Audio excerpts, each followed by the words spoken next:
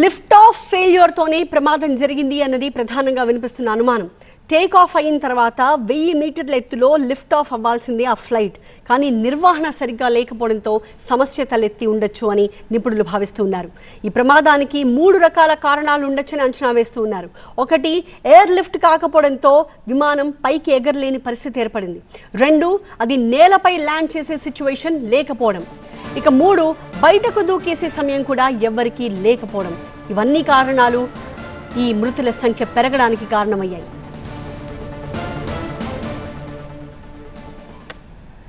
మనతో ఫోన్ కాల్లో మాట్లాడడానికి ప్రస్తుతం తెలంగాణ మంత్రి, ఎయిర్ ఫోర్స్ మాజీ కెప్టెన్ ఉత్తమ్ కుమార్ రెడ్డి అందుబాటులో ఉన్నారు. నమస్తే ఉత్తమ్ గారు. నమస్కారం. ఈ ఘోరమైన ప్రమాదం జరగడానికి రకరకాల కారణాలు మనకు వినిపిస్తూ ఉన్నాయి. అయితే టేక్ ఆఫ్ అయినప్పటికీ లిఫ్ట్ ఆఫ్ సరిగ్గా అవ్వకపోవడం, లిఫ్ట్ ఆఫ్ ఫెయిల్యూర్ ఏ ప్రమాదానికి కారణం అని అనుకోవాలా? What exactly is this lift of? ఆ ఫెయిల్యూర్ ఎన్ని సందర్భాల్లో ఎలా వస్తూ ఉంటుంది?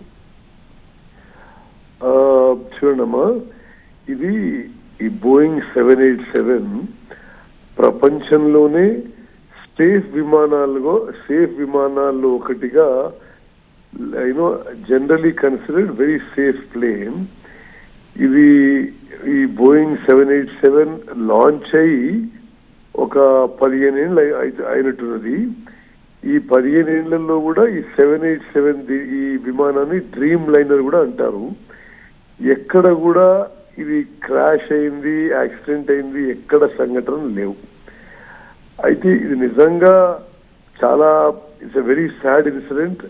చాలా ప్రాణాలు కోల్పోవడం, ఇది అత్యంత దురదృష్టకరం, చాలా సాడ్ ఇన్సిడెంట్ అని చెప్పి నేను మనవి చేస్తూ, అంటే ప్లేన్లో ఉన్న వాళ్ళకే కాకుండా దురదృష్టవశాత్తు ఈ ప్లేను ఎదురుగా ఉన్న ఒక డాక్టర్స్ హాస్టల్లోకి దూసుకుపోవడంతో, క్రాష్ కావడంతో అక్కడ కూడా కొంత ప్రాణాలు కోల్పోవడం, కొంతమందికి యాక్సిడెంట్ జరగడం, గాయాలు జరగడం అనిపిస్తుంది నాకు.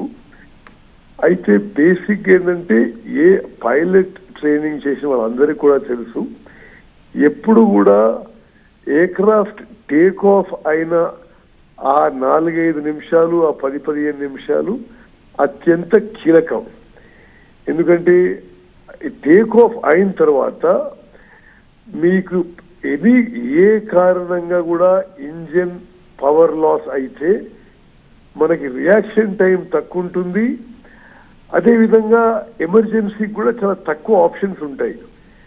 ఇప్పుడు రన్వే మీద ఉండగా ఏమైనా ఎమర్జెన్సీ అయితే కొన్ని ఆప్షన్స్ రన్వే మీదనే ఆపేసుకోవచ్చు. టేక్ ఆఫ్ అయినాక కొంత సమయం గడిచి కొంత హైట్ గ్యాదర్ అయితే అప్పుడు కూడా కొంత సమయం ఉంటుంది. కానీ ఇప్పుడు ఇటువంటి సంఘటనలో నేనేం చూస్తున్నానంటే, టేక్ ఆఫ్ అయిన 4-5 నిమిషాలకే నాకేమనిపిస్తుంటే, ఆ వీడియోలు చూస్తుంటే ఆ ప్లేన్ అండర్ క్యారేజ్, ఇది ల్యాండింగ్ గేర్ పైకి వేసుకునే లోపడే ఏదో కారణంగా పవర్ లాస్ అయిపోయింది. మరి ఈ ఇంజిన్ ఫెయిల్యూర్స్ గురించి కూడా చెప్తూ ఉన్నారు. 2 ఇంజిన్స్ ఫెయిల్ అవ్వడం వల్లనే ప్రమాదం జరిగిందనే ఒక మాట కూడా బయటకు వచ్చిందండి. అది మోస్ట్ ప్రాబబుల్ కారణం అనిపిస్తుంది నాకు.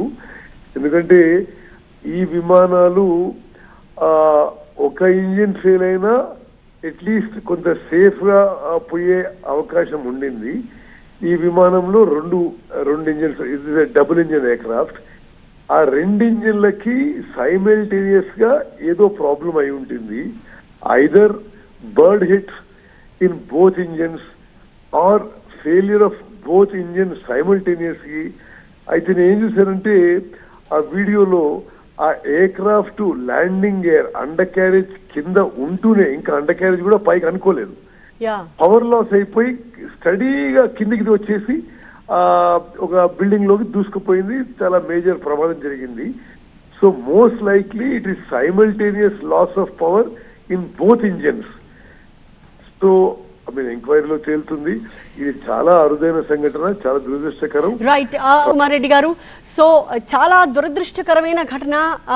కానీ దీన్ని దురదృష్టకరమైన ఘటన అనుకోవాలా, దీని వెనక నిర్లక్ష్యం పాళ్ళు కూడా మీకు ఏమన్నా కనిపిస్తూ ఉన్నాయా? ఎందుకంటే ఒక ప్యాసింజర్కి సంబంధించిన వీడియో బయటకు వచ్చింది. అహ్మదాబాద్ నుంచి టేక్ ఆఫ్ అయిన విమానం ప్రమాదానికి గురైంది. కానీ దానికంటే ముందు ఢిల్లీ నుంచి అహ్మదాబాద్ వచ్చే క్రమంలో ఆ మార్గ మధ్యలో ఒక ప్యాసింజర్ రికార్డ్ చేసిన వీడియో బయటకు వచ్చింది. ఫ్లైట్లో అన్ని సమస్యలుగానే ఉన్నాయి, ఏసీ సరిగా పనిచేయట్లేదు, అక్కడ టచ్ స్క్రీన్ పనిచేయట్లేదు, కంట్రోల్స్ ఏవి పనిచేయట్లేదు. క్యాబిన్ క్రూకి ఇన్ఫార్మ్ చేసిన అరగంట అయినా కూడా ఎవరు స్పందించట్లా, ఏం మార్పు రాలేదని చెప్పి అతను చేసిన వీడియో బహుశా మీరు కూడా చూసే ఉండుంటారు. What you have to say? ఆ వీడియో నేను చూడలేదమ్మా, కానీ మీరు చెప్పిన కారణాల వల్ల విమానాలు క్రాష్ కావు. అయితే ఇది నిజంగా కూడా ఇది చాలా సీరియస్, చాలా దురదృష్టకరం, చాలా సాడ్ ఇన్సిడెంట్. ఎందుకంటే 242 ప్యాసింజర్స్ ఆన్ బోర్డ్ ఉన్నారు. అదే విధంగా ఇది ఏ బిల్డింగ్ లోకి డాక్టర్స్ హాస్టల్లో క్రాష్ అయింది, అక్కడ కూడా చాలా క్యాజువాలిటీస్ ఉన్నాయి. హాస్టల్ మీద పడింది, దాని వల్ల మృతుల సంఖ్య పెరిగింది. That's totally different story. కానీ ఇందాక మనం మాట్లాడుకున్నట్టు నేను మెన్షన్ చేసిన ఆ కారణాలు ఏవైతే ఆ వీడియోలో ఆ వ్యక్తి చెప్పారో అవి ఈ ప్రమాదానికి కారణం కాకపోయి ఉండొచ్చు. బట్ మెయింటెనెన్స్ అనేది ఒకటి చాలా ఇంపార్టెంట్. మెయింటెనెన్స్ డిఫరెంట్ లెవెల్స్లో ఉంటుంది. ఇలాంటి చిన్న చిన్న విషయాలు, ఒకవేళ కంట్రోల్ పనిచేయకపోయినా సమస్య లేదు, కానీ ఏసీ పనిచేయకపోతే ప్రయాణం చేసినంతసేపు ఇబ్బందే. కానీ నెక్స్ట్ లెవెల్లో మనం మెయింటెనెన్స్ సరిగ్గా లేకపోతే ఇలాంటి ఘోరమైన ప్రమాదాలు జరుగుతాయని కూడా మనం మాట్లాడుకుంటూ ఉంటాం. సో మీరు చెప్పినట్టు 15 ఏళ్ళు అయింది ఈ బోయింగ్ విమానాలు వచ్చి మన దేశంలోకి వచ్చి, ఇఫ్ ఐఎమ్ నాట్ రాంగ్ 2012 ఆ ప్రాంతంలో మన దేశంలోకి వచ్చాయి. అప్పటి నుంచి కూడా మనం వినియోగిస్తూ ఉన్నాం. ఎంత ఫ్రీక్వెంట్గా వీటిని చెక్ చేయాల్సిన అవసరం కనిపిస్తుంది? పర్ఫార్మెన్స్ చెక్స్ ఎంత ఫ్రీక్వెంట్గా జరుగుతూ ఉంటాయి? దానికి సంబంధించి మీ దగ్గర ఉన్న ఇన్ఫో.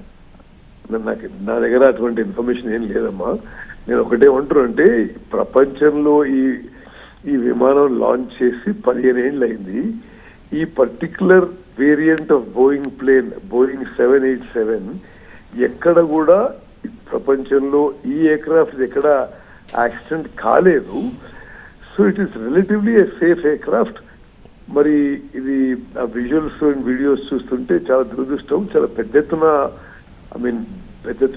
ప్రాణ నష్టమయ్యే సంకేతాలే అవపడుతున్నాయి. That's really sad. So anyway, let us again speak after we have some more details about the accident.